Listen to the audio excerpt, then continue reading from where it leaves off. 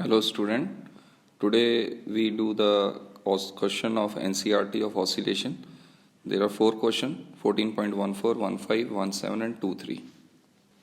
तो सबसे पहले ये क्वेश्चन देखते हैं 14.14. इसमें कहा है the piston in the cylinder head of locomotive has a stroke. Locomotive generally हम उसका पिस्टन बोलते हैं जो ट्रेन है.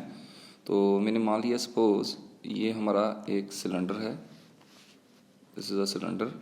इसमें पिस्टन ऑसिलेट कर रहा है. तो पिस्टन ऑसिलेट करता है तो पिस्टन का हम कोई और कलर ले लेते हैं. I suppose this is the piston, ठीक है, जो इसमें ऑसिलेट कर रहा है.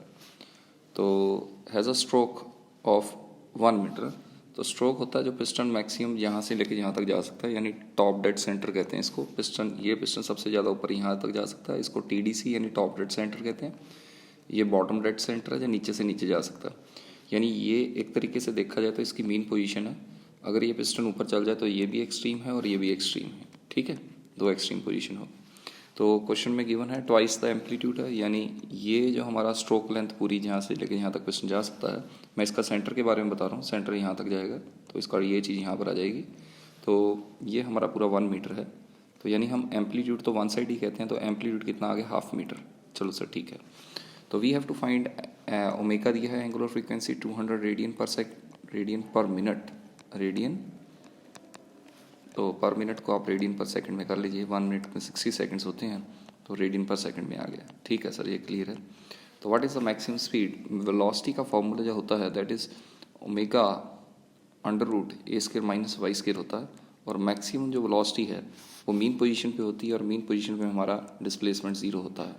यानी this is the mean position, और ये वहाँ यहाँ पर वाई 0 होता है, और मैक्सिमम वाई एम्पलीट्यूड होता है, यानी वो वाई ए हो जाता है. तो मैक्सिमम वेलोसिटी तो यहीं होगी ना मीन पे. यहाँ पर जाकर तो रुक जाएगा, यहाँ पर 0 हो जाएगी. मैक्सिमम वेलोसिटी यहाँ है, तो मैक्सिमम वेलोसिटी यानी वाई को 0 पुट करेंगे, अंडर रूट से ए स्क्वायर कैंसिल हो जाएगा, यानी V max is omega A. तो ओमेगा इंटू ए लगाएंगे. ओमेगा आपको मालूम है 200 है, ए भी आपको एम्पलीट्यूड का मालूम है दैट इज़ 1/2 मीटर. 200/60, इसकी वैल्यू 200/60, इसकी हाफ. This the answer. ठीक है, तो ये पहला पार्ट है.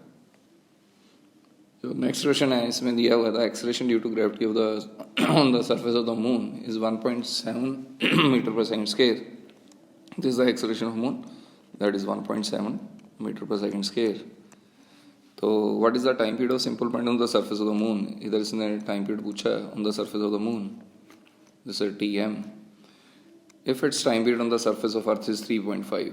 अर्थ पे अगर टाइम पीरियड कितना दिया 3.5. तो ये बड़ा सिंपल सा क्वेश्चन है. तो इसमें आपको सब कुछ दिया ही है. T=2π√LG होता है, आपको जनरल फार्मूला मालूम है. तो अगर मैं मून और दोनों पे लगाऊं तो मैं T मून अपॉन अगर T अर्थ लगाता हूं तो 2π और 2π तो देखो कैंसिल हो जाएंगे दोनों साइड.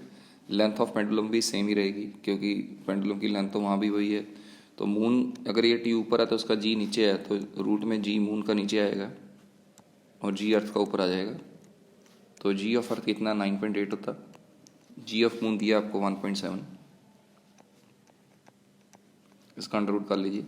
दैट TM, T अर्थ की वैल्यू भी दी है आपको, दैट इज 3.5, 9.8 अपॉन 1.7. बड़ा ही सिंपल है ये. इसकी कैलकुलेशन करेंगे तो आपका अबाउट 8.4 सेकेंड आंसर आ जाएगा. ठीक है, इस क्वेश्चन को देखें तो 14.17 simple pendulum of length L and having a Bob of mass m is suspended in a car. तो कुछ ऐसा है, मैंने मान लिया सपोज ये ऐसा कर्व है, ठीक है, उसमें एक पेंडुलम लटकाया हुआ है जिसका रेडियस ऑफ ट्रैक R दिया है इसका, और यहाँ पर ये मैंने सड़क मान ली, और यहाँ पर ये मैंने मान लिया ये front portion of the car आपको शो कर दी. ये उसके टायर है, तो ये पीछे कार आई यूँ करके यूँ. ठीक है, समझ में आई. तो ये कार ऐसे चल रही है, तो ये इसके टायर बना देते हैं यहाँ पर.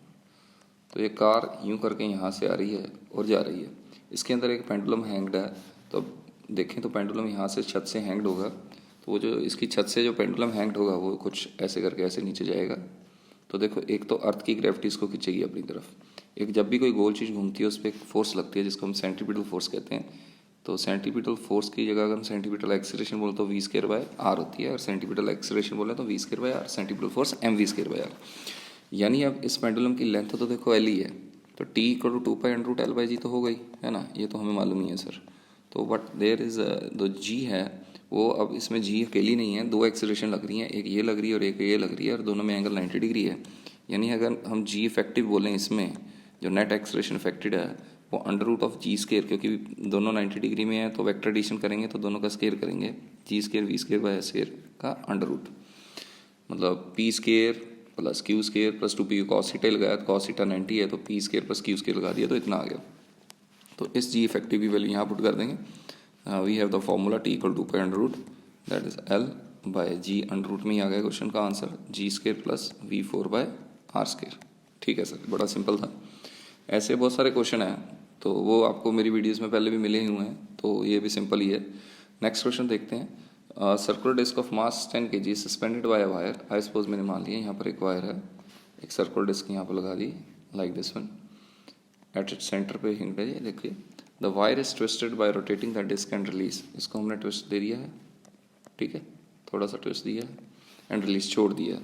The period of torsional oscillation, अब क्या होगा, ये डिस्क कभी इस तरफ जाएगी कभी ये इस तरफ जाएगी, ऑसिलेट करेगी, ठीक है। The radius of the disc, disc का रेडियस आपको दिया है 15 centimetre. Determine the torsional spring constant, तो टॉर्सनल स्प्रिंग कांस्टेंट लेना है, तो ये सारी थ्योरी है ये हमने की हुई है। तो देखो मेन क्या चीज़ होती है इसमें, जो टाइम पीरियड का जनरल फॉर्म होता है 2 pi under root M by K की जगह आई बाय सी होता है, आई बाय सी। तो टाइम पीरियड हमें दिया है टॉर्सनल ऑसिलेशन का टाइम पीरियड 1.5 सेकेंड, तो वो हम ले लेंगे 1.5, तो 2 पाई एज इट इज आ जाएगा। तो जो मूवमेंट ऑफ इनर्शिया डिस्क का about this axis that is half M R square होता है, half mass of disc is 10 यहाँ दिया है, आर इज रेडियस भी दिया है 15 centimetre that is 0.15, half M R square upon that is C is a torsional constant.